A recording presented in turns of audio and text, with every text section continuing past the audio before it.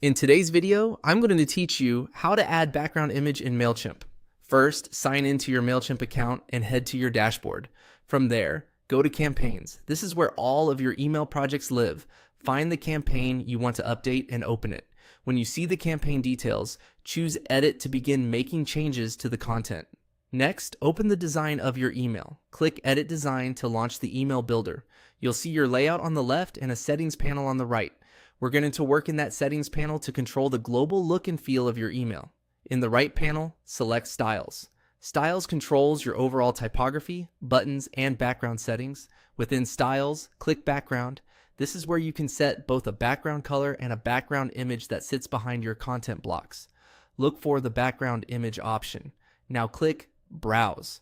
This opens Mailchimp's Content Studio, where all of your uploaded files are stored. Select the image you've already uploaded and want to use as your background. If you're deciding between options, choose something lightweight, subtle, and high contrast with your text, so your message stays easy to read. Once you've highlighted the image you want, click Insert to apply it to the email. After the image is inserted, take a moment to review how it looks across your layout. Many templates allow you to control position, tiling, or repeat behavior. A centered image with no tiling often works best for hero-style backgrounds, while gentle patterns can repeat without distracting from your content.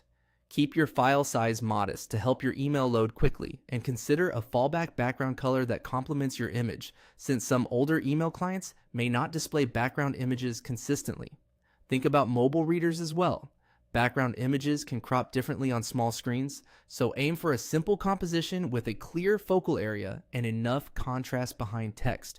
If your text becomes hard to read, dial back the image's intensity, switch to a lighter pattern, or add more padding in your content blocks so elements breathe better. That's it. You navigated to your campaign, opened the design, went into Styles, chose background, browsed your library, selected your image, and inserted it.